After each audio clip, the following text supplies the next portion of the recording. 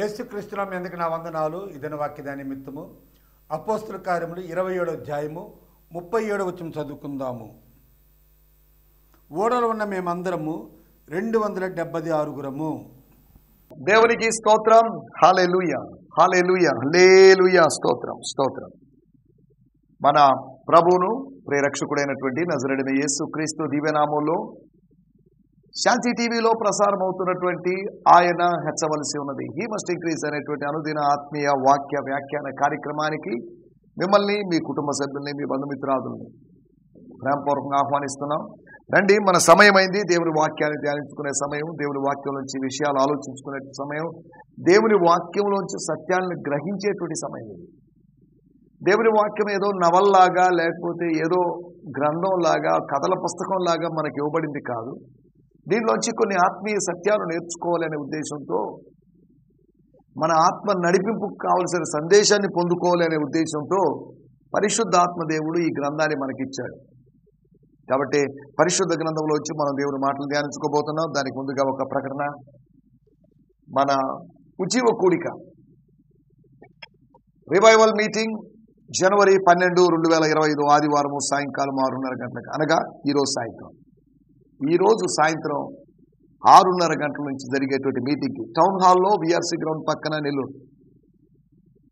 ఈ కార్యక్రమానికి మిమ్మల్ని అందరినీ ప్రేమపూర్వకంగా ఆహ్వానిస్తున్నాం. ఇప్పటికే చాలాసార్లు ఆహ్వానించాను, మరలా ఆహ్వానిస్తున్నాను.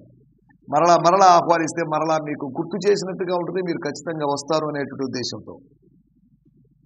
మీరు వచ్చినప్పుడు ఖచ్చితంగా ఆత్మీయంగా దీవించబడతారని నేను భావిస్తున్నాను. సందేశము 8 గంటలకు సందేశ సమయము, మొదటి సందేశము, తర్వాత రెండో సందేశం కూడా ఉంటుంది. మొదటి సందేశము పాస్టర్ జి ప్రభుకుమార్ గారు విజయవాడ, రెండో సందేశము నేను మీ సహోదరుడైన నేను అందించబోతున్నాను. ఈ కార్యక్రమం లేకపోతే ఈ కార్యక్రమం పాల్గొనడానికి, లేదా అడ్రస్ ఫైండ్ అవుట్ చేసుకోవడానికి, లేదంటే ఇంకా ప్రేయర్ రిక్వెస్ట్ పంపించడానికి బ్రదర్ ఏ శాలేం రాజు గారిని, అంతేకాకుండా బ్రదర్ జే పాల్ గారిని మీరు సంప్రదించాల్సిందిగా కోరుతున్నాం. 9701775995 అనేటువంటి శాలేం గారి నంబర్. అంతేకాకుండా మా సంఘ పెద్ద అయినటువంటి పాల్ సార్ గారి నంబర్ 9885201060. కాబట్టి ఈ పాంప్లెట్ మీకు గుర్తు చేస్తున్నాం. ఈ పాంప్లెట్లోని విషయాలు నేను గత దినాల్లో తెలియజేశాను. మీటింగ్ ఖచ్చితంగా రావాల్సిందిగా మిమ్మల్ని ప్రేమపూర్వకంగా ఆహ్వానిస్తాం. ఒక ఫంక్షన్ లాగా, ఒక ఫ్యామిలీ మీటింగ్ లాగా, ఫ్యామిలీ యూనియన్ లాగా దేవుని మాటలు వినడానికి, ఉజ్జీవింపబడడానికి మీకు ఇది ఒక మంచి అవకాశం. ఉదయకాలము మీరు చక్కగా ఆరాధించుకోబోతున్నారు. ఇంకా ఆరాధనకి కొన్ని చోట్ల ఆరాధనలు స్టార్ట్ అయిపోయి ఉంటాయి, కానీ 8:30 పూర్తయ్యేసరికి కొన్ని చోట్ల మా మందిరంలో కూడా 9 గంటలకు ఆరాధన ఆరంభిస్తాం. కాబట్టి సాయంకాలం కూడా దేవుని వాక్యం వినడానికి, మార్నింగ్ అండ్ ఈవినింగ్, అనగా 2 పూట్ల దేవుడు ఏలియాకు కాకుల ద్వారా ఆహారం ఇచ్చినట్లుగా మీరు ఆదివారం ఉదయం, ఈ ఆదివారం ఉదయం మరియు ఆదివారం సాయంకాలమున వాక్యపు రొట్టెని, వాక్యపు మాంసాన్ని భుజించడానికి మిమ్మల్ందరినీ ప్రేమపూర్వకంగా ఆహ్వానిస్తున్నాం. కాబట్టి ఎవరు మిస్ కావద్దు. నిదానంగా వెళదామని మీరు ఆలోచించరావద్దు. 6:30కే స్టార్ట్ అవుతుంది పాటలు. 8 గంటల వరకు పాటలు ఆరాధన జరుగుతాయి. 8 గంటల నుంచి సందేశానికి ఇవ్వబడుతుంది. కనుక సమయాన్ని ఖచ్చితంగా పాటిస్తాం. 9:30కి కూడిక అయిపోతుంది. కనుక ఈ కూడికి మిమ్మల్ని అందరినీ ప్రేమపూర్వకంగా ఆహ్వానిస్తున్నాం. దేవుని స్తోత్రం. ఈ కూడికలో ఆఫరింగ్స్ పడతాము. ఆఫరింగ్స్ ఆ కూడిక యొక్క ఖర్చుల నిమిత్తం వాటిని మనం వాడుకోబోతున్నాం. కాబట్టి దానికి తగిన విధంగా మీరు ప్రార్థనాపూర్వకంగా మీరు సిద్ధపడి రావాల్సిందిగా మిమ్మల్ని ప్రేమపూర్వకంగా కోరుతున్నాం. 2025వ సంవత్సరంలో ఫస్ట్ రివైవల్ మీటింగ్కి మిమ్మల్ని అందరినీ ప్రేమపూర్వకంగా ఆహ్వానిస్తున్నాం. దేవుని స్తోత్రం. హల్లెలూయా. నిన్నటి ఎపిసోడ్లో మనం కొన్ని విషయాలు ఆలోచించాం. చివరికి జరిగింది ఏంటి, ఫైనల్గా జరిగింది ఏంటి? జరగాల్సిందే జరుగుతుంది, జరగకూడదు జరగదు. దేవుడు ఏది తలిస్తే అదే జరుగుతుంది. ఎన్ని తలచినా, ఏది అడిగినా, మనం కాదు, ఇంకొకళ్ళు కాదు, వాళ్ళు కాదు, మన శత్రువులు కాదు, ఎవరు ఎన్ని తలచినా దేవుడు తలచింది మాత్రమే జరుగుతుంది, జరగాలి. కారణం ఏంటంటే దేవునికి సార్వభౌమాధికారం ఉంది. మన జీవితాల్లో సార్వభౌమాధికారం ఉంది. ఆయన ఇది స్వతహాగా తీసుకునేది కాదు. ఈ సావరిన్ అథారిటీ అనేది నన్ను ప్రభు చేతికి అప్పగించుకున్నప్పుడు, ప్రభు యొక్క లార్డ్షిప్ అండర్లోకి వచ్చినప్పుడు, ప్రభువుని అనగా యేసుక్రీస్తును నా ప్రభువుగా నా హృదయంలో విశ్వసించి నోటితో ఒప్పుకున్నప్పుడు, అనగా రక్షింపబడినప్పుడు, అలాగని ఇది ఈజీ బిలీవిజం కాదు. అలాగా నేను చేసినప్పుడు నా జీవితంలో ప్రభువు నాకు ప్రభువుగా ఉంటాడు, యేసు క్రీస్తు ప్రభువుగా ఉంటాడు. అంటే నేను రక్షింపబడ్డాను. రక్షింపబడిన వ్యక్తి ఆలోచించాల్సిన విషయం ఏంటంటే వాడి జీవితంలో ఏదో జరుగుతుంది ఖచ్చితంగా. జీవితం అంటే ఒక సంఘటన నుంచి మరొక సంఘటనల యొక్క సమాహారం అంతవరకు. జీవితంలో చాలా ఇన్సిడెంట్స్ జరుగుతాయి. ఈ క్షణంలో ఏది జరగకపోవచ్చు, మరుక్షణంలో ఏది జరుగుతుంది, లేదా మరుక్షణం ఏది జరగకపోవచ్చు, ఇలాగా మరుక్షణములో జరిగిన దాని యొక్క ఫలితాన్ని, ప్రభావాన్ని మనం కొన్ని దినాలు చూడవచ్చు. తర్వాత మళ్ళీ ఇంకొక సంఘటన జరుగుతుంది. ఎందుకు చెప్తున్నా అంటే ఈ కాల ప్రవాహంలో మనం ప్రవహిస్తున్నాం. వాక్యాన్ని అందుకోవాలి, వాక్యాన్ని గ్రహించాలి. చివరికి ఏదో జరుగుతుందని టెన్షన్ పడాల్సిన అవసరం లేదు. చివరికి ఏం జరుగుతుంది? చివరికి జరిగేది ఒకటే. మీరు భౌతికంగా అయినా ఆత్మీయంగా అయినా చివరికి మీరు ఒక క్షేమకరమైనటువంటి గమ్యస్థానాన్ని చేరుకోవాలి. చివరికి ఐగుప్తు దేశంలో ఇశ్రాయేలు చచ్చిపోవాలని కాదు దేవుని ప్రణాళిక. చివరికి వాళ్ళందరూ అరణ్యంలో అకాలపు అంజూర పండ్లు రాలాలి అనేది కాదు దేవుని ప్లాన్. చివరికి finally they should come to the land of milk and honey, పాలు తేనెల ప్రవహించేటువంటి దేశానికి, అనగా క్షీరము మకరందాల దేశమైనటువంటి ఆ దేశానికి రావాలి అనేది దేవుడు చెప్తాడు. కాబట్టి నడిపిస్తాడు మన దేవుడు, గమ్యస్థానం వరకు నడిపిస్తాడు. నడిపించగలిగిన దానికి సమర్థుడైన. నిన్నటి ఎపిసోడ్లో మనం చివరికి ఏం జరిగింది? కొన్ని డిటెక్టివ్ లేకపోతే నేర పరిశోధన క్రైమ్ మూవీస్లో, లేదా సీరియల్స్లో, లేదా వెబ్ సిరీస్ ఏదైనా అనుకోండి, వాటిలో కొన్ని ట్విస్ట్లు ఉంటాయి. ఫైనల్గా ఏం జరగబోతుంది, ఫైనల్గా కొన్ని జరిగే వాటిని మనం ఊహించలేము. మనం ఊహించిన వ్యక్తి అక్కడ నేరస్తుడు అవుతాడు. ఊహించని వ్యక్తి అక్కడ హీరోగా కనిపించేటువంటి, హీరో అన్నట్టుగా కనిపించే అవకాశం ఉంది. అనగా చివరికి ఏదో జరగబోతుంది. ఆరంభంలో ఏదో జరిగింది, మధ్యలో జరిగింది, చివరిలో కూడా జరుగుతుంది. ఆరంభంలో జరిగించిన దేవుడు అలా జరిగిస్తూనే ఉంటాడు. నా జీవితము దేవుడు అనుగ్రహించినటువంటి, మీ జీవితము దేవుడు మీకు అనుగ్రహించిన దానము, బహుమానము, ఆయన పెట్టిన భిక్ష అనుకోండి. అటువంటిప్పుడు ఈ జీవితంలో కొన్ని సంఘటనలు, అద్భుతకరమైన సంఘటనలు జరుగుతాయి అనడంలో ఎటువంటి సందేహం లేదు. 276 మంది జీవితంలో, పౌలు జీవితంలో, లేకపోతే కైసరు నుంచి కైసరు ఎదుట నిలబడ్డానికి సాగినటువంటి ఆ ప్రయాణంలో ఏం జరిగింది, ఆ ప్రయాణం యొక్క లాస్ట్ ఏంటి అనే విషయాన్ని, అక్కడ సేవకులైన వాళ్ళు, లేదు అంటే ఖైదీలైన వాళ్ళు గెలిచారా? వాళ్ళ మీద కఠినంగా విరుచుకుపడినటువంటి సముద్రం, కల్లోల సముద్రం గెలిచిందా? సముద్రానికి కొంతమంది మనుషులకి జరిగిన సమరంలాగా కనిపిస్తుంది. వాళ్ళిద్దరి మధ్యలో జరిగిన ఒక మ్యాచ్ లాగా, ఒక గేమ్ లాగా, ఒక కాంపిటీషన్ లాగా జరిగింది. చివరికి వాళ్ళు గెలిచారు. వాళ్ళని దేవుడు గెలిపించాడు. గెలుపు తీరాన దేవుడు వాళ్ళని నిలబెట్టాడు. ఓడిపోతారనుకున్నాను, కానీ ఓడిపోలేదు. శత్రువు వాళ్ళ ఓడ మీద దాడి చేశాడు, కానీ వాళ్ళ దేహాల మీద కానీ వాళ్ళ మీద దాడి చేయలేకపోయాడు.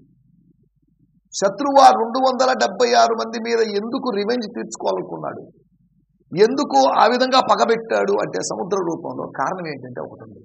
వాళ్ళు రక్షించబడి కొత్తగా జన్మించిన శిశువులను పోలిన వారై ఉన్నారు. కాబట్టి వాళ్ళు ఇంతకుముందు జైల్లో ఉన్నప్పుడు ఇటువంటి విపత్కరమైన సంఘటనలు జరగలేదు, కానీ సముద్రంలోకి వచ్చినప్పుడు ఎందుకు జరిగింది?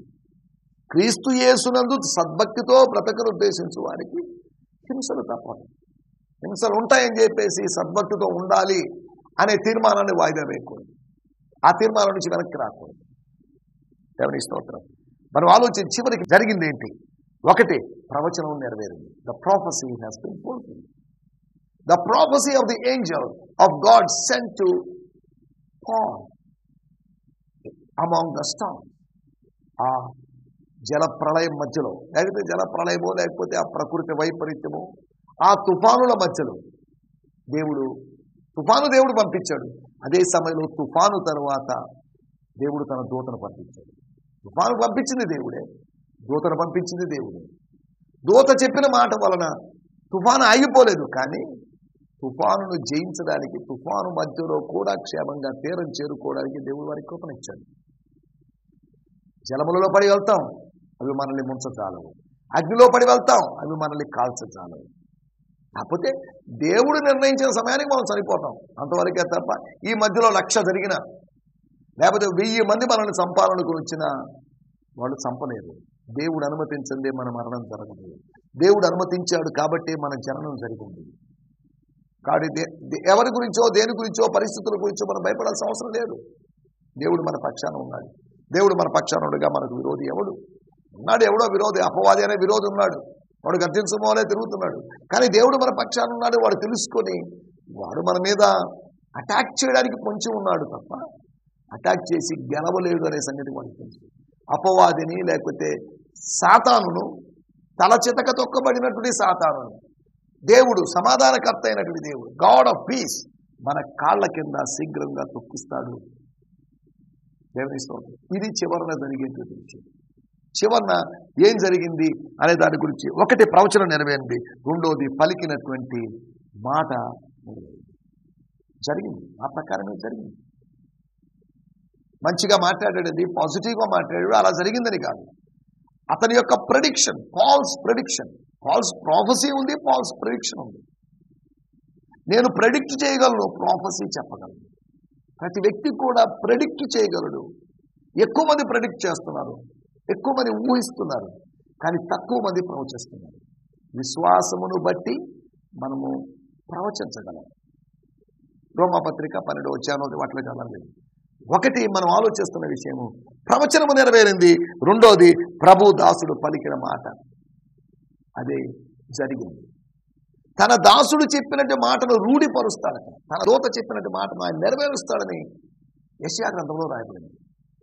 ఆయన అలాగని తన దాసుడు కలుగునుగాక అని చెప్పగానే కొత్త సృష్టి కలుగు చేస్తాడని కాదు. మన నాలుకలో ఏదో శక్తి ఉందని మనం భావించకూడదు. మన నాలుకలో జీవ మరణాల శక్తి ఉందని భావించకూడదు. అది దేవుని నాలుకలో ఉంది. కలుగునుగాక అన్నాడు, సృష్టించే శక్తి. కొంతమందిని ఆయన సంహరించాడు, చంపగలిగినటువంటి శక్తి. అది ఆయన వశంలో. నాలుక అంటే మాట, ఆయన యొక్క వాక్కు, వాక్కులో ఉంది. వాక్కు వశమవుతుంది. ఇవన్నీ జననమైనా మరణమైన, జీవమైనా మరణమైన వాక్కు వశమే. అది దేవుని వాక్య అని మనం గుర్తుపెట్టుకోవాలి.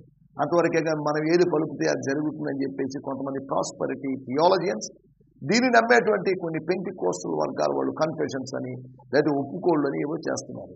ఇవన్నీ వాక్యంలో లేని విధానాలు.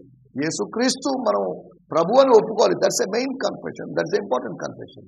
ఇక మిగతా ఈ కన్ఫెషన్లన్నీ ఆప్షనల్. ఈ కన్ఫెషన్ చేయాలనే రూలే లేదు. దేవుని స్తోత్రం. మూడో విషయం, మూడోదిగా ఏం జరిగింది అని మనం ఆలోచిస్తే అపోస్తల కార్యములు 27వ అధ్యాయం 29వ వచనంలో వాళ్ళ ప్రార్థన ఫలించింది.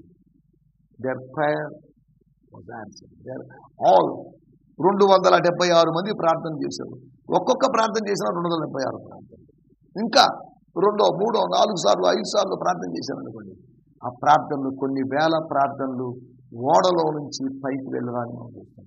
ఓడలో నుంచి పావురము కాకి బయటకు వచ్చినట్లుగా ఓడలో నుంచి ప్రార్థనలు పైకి వెళ్ళి ప్రభు సన్నిధికి వెళ్ళాయి. సముద్రమును సృష్టించిన సృష్టికర్త, స్వర్గములో ఉన్న సృష్టికర్త చెవుల్లోకి చేరాయి అనడంలో ఎటువంటి సందేహం లేదు. నాలుగో విషయం, the prayer was answered. The prayer was answered. నాలుగోది, ప్రమాదం తప్పింది. ప్రమాదం నుంచి మనల్ని దేవుడు తప్పిస్తాడు. ప్రమాదాల కోసం దేవుడు మనల్ని తెరవలేదు. ఒకవేళ చంపాలనుకుంటే మనల్ని తల్లి గర్భంలో ఉండగానే ఆయన చంపేయచ్చు. నా వయసు 50 సంవత్సరాలు, ఈ 50 సంవత్సరాలు నన్ను ఎప్పుడో 20కో 30కో 40కో చంపచ్చు. కానీ ఆయనకి ఏదో ప్రణాళిక ఉంది కాబట్టి ఆయుష్ను పొడిగిస్తున్నాడు, ప్రమాదాల నుంచి తప్పిస్తున్నాడు. ఈ మధ్య కాలంలో ప్రమాదాలు జరిగాయి, ప్రమాదాలు జరుగుతున్నాయి. కొంతమంది మరణిస్తున్నారు, కొంతమంది ఆ ప్రమాదాల గుండా వెళ్ళడానికి దేవుడు అనుమతిస్తున్నాడు. మనిషి ఏదో ఒకలాగా మరణించాలి. మంచి మనుషులకు దేవుడు ఎందుకు చెడ్డ కార్యాలు చేస్తున్నాడు అని ప్రజలు అడుగుతున్నారు. మంచి కార్యాలు చెడ్డ కార్యాలు అని మనం విభజిస్తున్నాం, కానీ దేవుని కార్యాలను మనం అర్థం చేసుకోండి. తనను ప్రేమించేవారికి, తన సంకల్పం చొప్పున పిలువబడు వారికి మేలు జరుగుటకే, కీడు జరుగుటకు కాదు, మేలు జరుగుటకే సమస్తమును సమకూడి, దే ఆర్ వర్కింగ్ టుగెదర్, కలిసి పనిచేస్తున్నాయి, కలిసి ఒకదాని వెంబడి వస్తున్నాయి, లేకపోతే ఒకేసారి 2, 3 లేకపోతే ఏదో ఆర్డర్లో సీక్వెన్స్లో వస్తున్నాయని అర్థం చేసుకోవాలి. ప్రమాదం తప్పిందని, చివరికి జరిగింది అదేనని. ఈ భూలోకంలో నుంచి, పాపుల మధ్యలో నుంచి, పాపుల సాన్నిధ్యంలో నుంచి మనం తప్పించబడి ప్రభు సన్నిధిలో పరలోకంలో మన యుగ యుగాలు ఉంటాం. చివరన జరగబోయేది మన క్లైమాక్స్, స్పిరిచువల్ క్లైమాక్స్, సైన్స్ యొక్క క్లైమాక్స్. అదే అనేటువంటి సంగతిని మీకు గుర్తు చేస్తున్నాను. దేవుని స్తోత్రం. హల్లెలూయా. రండి, ఈ సమయంలో మన దేవుడి వాక్యాన్ని ధ్యానించుకుందాం. మన ధ్యానం నిమిత్తమై అపోస్తల కార్యములు 27వ అధ్యాయము 37వ వచనం. 27వ అధ్యాయము 37వ వచనం. ఓడలో ఉన్న మేమందరము 276. 276 అనేటువంటి ఆ నంబర్కు ఉన్నటువంటి ప్రాధాన్యత ఏంటి? చాలాసార్లు మన బైబిల్ పండితులు ఒక నంబర్ ఉంటే దానికి ఏదో ప్రాముఖ్యత ఉందని, 2025వ సంవత్సరానికి కూడా ఏదో ప్రాముఖ్యత ఉందని ఇలా థియోమాటిక్స్ని, న్యూమరాలజీని ఉపయోగిస్తున్నారు. న్యూమరాలజీ మనం ఉపయోగించాల్సిన, సంఖ్యాశాస్త్రాన్ని మనం ఉపయోగించాల్సినటువంటి అవసరం లేదు. ధర్మశాస్త్రం ముందు సంఖ్యాశాస్త్రం దేనికి పనికిరాదు. సంఖ్యాకాండం ఉంది, సంఖ్యాకాండాన్ని ఉద్దేశించి సంఖ్యాశాస్త్రం అని నేను అనలేదు. 27వ అధ్యాయము 37వ వచనం నేను చదువుతున్నాను. స్తోత్రం. There were 276 people who ate until they were filled and were strengthened and encouraged. స్తోత్రం. హల్లెలూయా. ఇంటర్నెట్లో నేను what is the importance of 276 in the Bible అని కూర్చున్నప్పుడు ఒక పెద్ద ఎస్సే అనే కనిపించింది. ఒక 10 పేజీలు 15 పేజీలు ఉంటే ఎస్సే నాకు కనిపించింది. 10 పేజీలు ఉండొచ్చు అనుకుంటున్నాను. 276 ఎలాగా ఉంది, 276 ఎందుకు ప్రాముఖ్యత అనే దాని గురించి చెప్పాడు. అతనే 153 యొక్క ఇంపార్టెన్స్ గురించి చెప్పాడు. అనగా 153 విస్తారమైన చేపలు యోహాను సువార్త 21వ అధ్యాయంలో దొరికిన దాని గురించి ఏదో నంబర్కి ప్రాముఖ్యత ఉందని ఆ నంబర్ల గురించి వివరించడం జరిగింది. ఇప్పుడు మనం నంబర్లు వివరించడం లేదు, కానీ మన టైటిల్ యాత్రికులు. ఈ యాత్రికులు వాళ్ళు ఖైదీలు అని రాయబడింది. 42వ వచనంలో ఖైదీలలో ఎవడునూ ఈదుకొని పారిపోకూడదు. వాళ్ళు ఖైదీలుగా ఉండకుండా స్వతంత్రులుగా ఉండాలంటే కైసరు ఎదుట నిలబడాలి.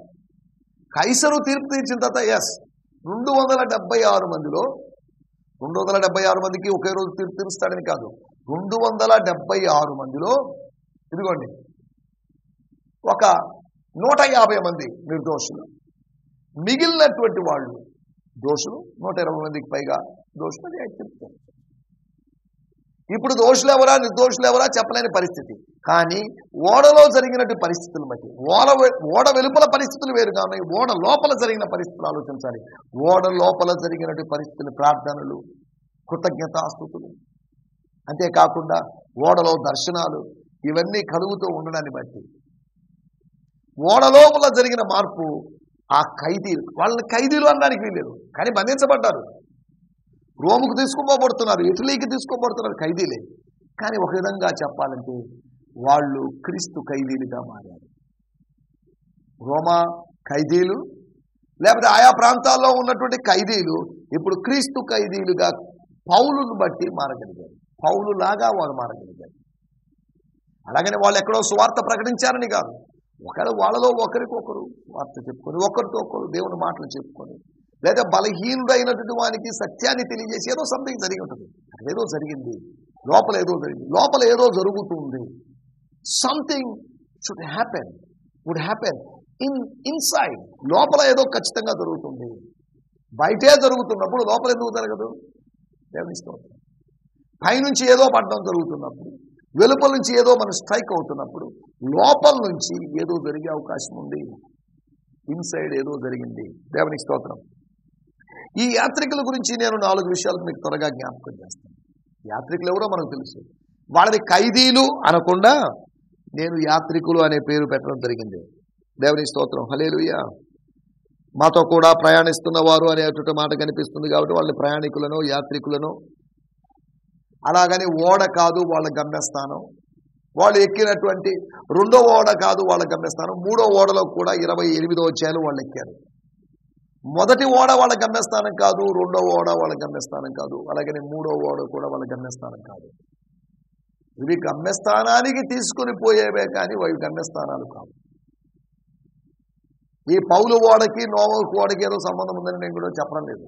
మనం ఆలోచిస్తున్న విషయాలు ఏంటంటే ఈ యాత్రికుల గురించి కొన్ని 276 మంది అనగా మంచి నంబరే. అనగా 120 మంది ఒక చోట కూడి ఉన్నారు అనే అపోస్తల కార్యంలో 1వ అధ్యాయంలో చెప్పబడిన దానికన్నా ఇంచుమించు ఇంకా అధికంగా డబల్గా ఉన్నారు, డబల్కి పైన ఉన్నారు. అనగా అక్కడ 120 మంది మీదకి ఆత్మ వచ్చింది.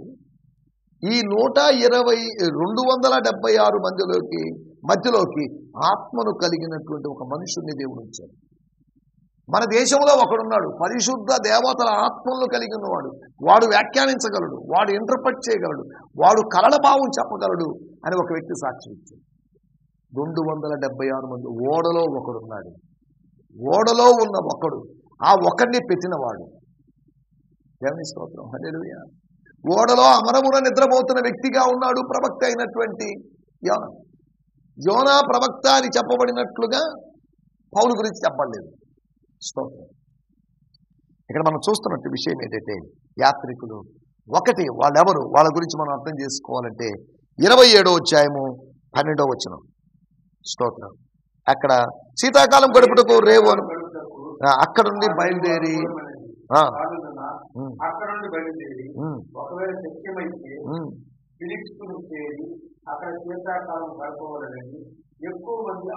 ఎక్కువ మంది ఆలోచన చెప్పింది. Many people, most of the people they gave this plan, this thought, this idea.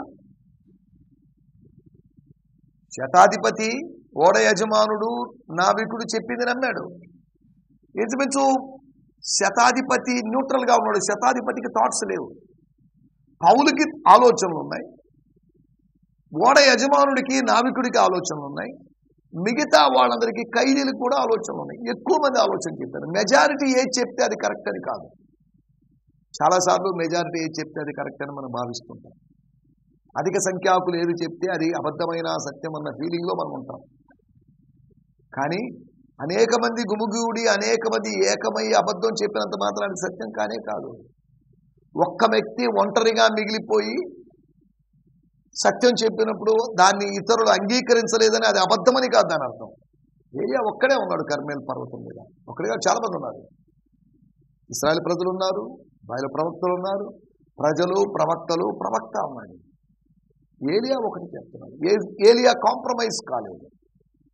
యెహోవాయే దేవుడు అనేటువంటి సత్యానికి, యెహోవాయే దేవుడు అనేటువంటి సిద్ధాంతానికి కట్టుబడినటువంటి వ్యక్తి. మనం కూడా ఆత్మ సంబంధమైన సత్యాలకి, సిద్ధాంతాలకు కట్టుబడి ఉండాలి. వాళ్ళు ఆలోచనకర్తలు, అనగా కౌన్సిలర్స్. ఇప్పుడు ఆలోచన కావాల్సి వచ్చింది. ఎవరిని అడిగితే ఏమి?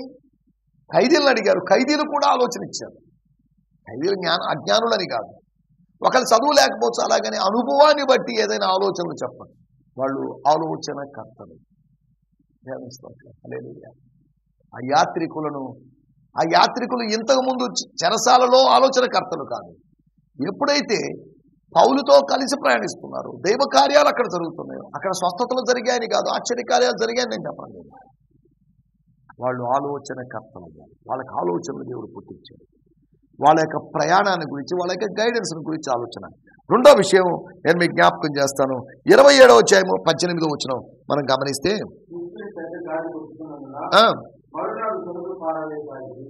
సరుకులు పారేశారు.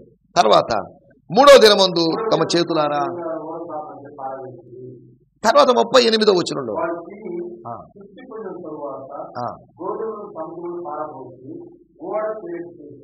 దేవుని స్తోత్రం, హల్లెలూయా.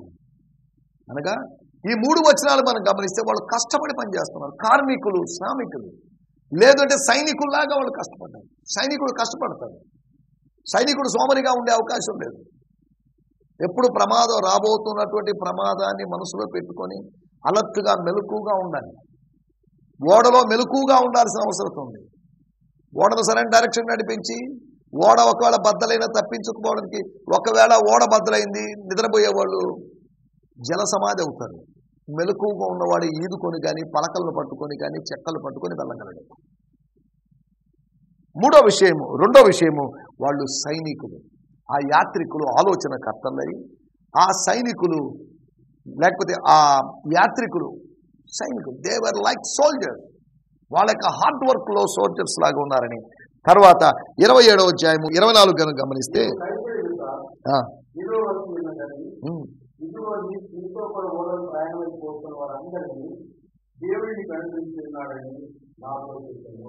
తనకు అసిస్టెంట్లుగా ఉండడానికి, తనకు సహకారులుగా ఉండడానికి, తనకు సేవ చేయడానికి కాదు, వాళ్ళందరూ కలిసి ప్రభువును సేవించడానికి. అనగా ఆత్మీయ కుమారులయ్యారు వాళ్ళు, నీకు అనుగ్రహించాడు. దేవుని స్తోత్రం. వాళ్ళని తోటి ఖైదీలుగా చూడొద్దు, వాళ్ళని ఆత్మీయ కుమారులుగా చూడమని. మనం మన చుట్టూ ఉన్న వారిని ఆత్మీయ కుమారులుగా, కుమార్తెలుగా చూసి వాళ్ళతో ప్రేమగా వ్యవహరించి వాళ్ళకి ప్రభు వాక్యం పంచుకొని వాళ్ళ కోసం ప్రార్థిస్తే వాళ్ళు ఖచ్చితంగా ఆత్మీయ కుమారులుగా, కుమార్తెలుగా మారుతారు. దేవుని స్తోత్రం. హల్లెలూయా.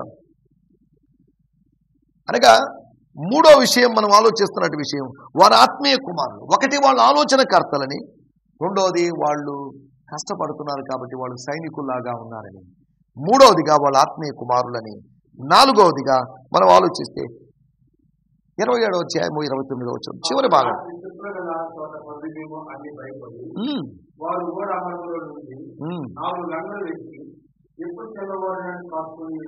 దేవుని స్తోత్రం. వారు కాచుకొని ఉండిరి అనే దానికి వాళ్ళు ప్రార్థించారు అని మనం కాచుకొని ఉండడం, వెయిటింగ్ చేయడం. ప్రార్థన చేసేవాడు వెయిట్ చేస్తాడు, పని చేసేవాడు వెయిట్ చేస్తాడు, ఎదురు చూస్తాడు. యెహోవా కొరకు ఎదురు చూసేవాడు ఉంటాడు. ఒక రైతు, ఒక వ్యవసాయకుడు విత్తుతాడు, అవి వస్తే వచ్చిందిలేండి, లేకపోతే లేదు నాకెందుకు అనుకోడు. వాడు ఎదురు చూస్తాడు, పైరు కోసం, పంట కోసం, కోత కోసం ఎదురు చూస్తాడు. ఆత్మ సంబంధంగా విత్తినప్పుడు మనము ఎదురు చూస్తున్నాం. విత్తాం కాబట్టి మనం కోసుకుంటాం. అంటే నాలుగవదిగా ఇక్కడ మనం ఆలోచిస్తున్నట్టు విషయం, వాళ్ళు కావలి వారిలాగా ఎదురు చూశారు. దేనికోసం కావలి వాడు ఎదురు చూస్తాడు? 130వ కీర్తన 6వ వచనంలో రాయబడింది, కావలి వారు ఉదయము కొరకు కనిపెట్టుట కంటే భౌతిక కావలి వారు ఉదయం కోసం కనిపెడుతున్నారు.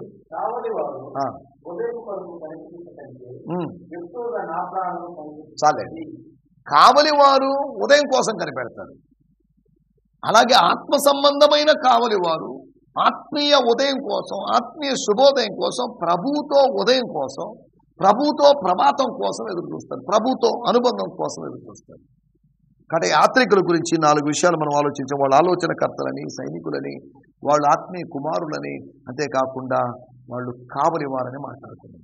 కాబట్టి మనం కూడా యాత్రికులుగా ఉంటున్నప్పుడు ఇటు అనుభవాలతో ముందుకు సాగడానికి ప్రభు మనకు సహాయం చేయగలగాలి. ఆమేన్. హల్లెలూయా.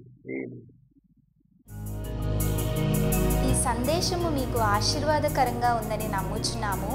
ప్రార్థనా అవసరతల కొరకు మమ్మల్ని సంప్రదించవలసిన మా చిరునామా గిద్యోన్ మిషన్ చర్చ్, 6వ వీధి, శాంతినగర్, నెల్లూరు 4, ఆంధ్రప్రదేశ్. పిన్ 524004. మా ఫోన్ నంబర్లు 7036443613 మరి ఒక నంబర్ 9392293010. మా ఈమెయిల్ ఐడి gfihmi2015@gmail.com. దేవుడు మిమ్మును ఆశీర్వదించునుగాక. ఆమేన్.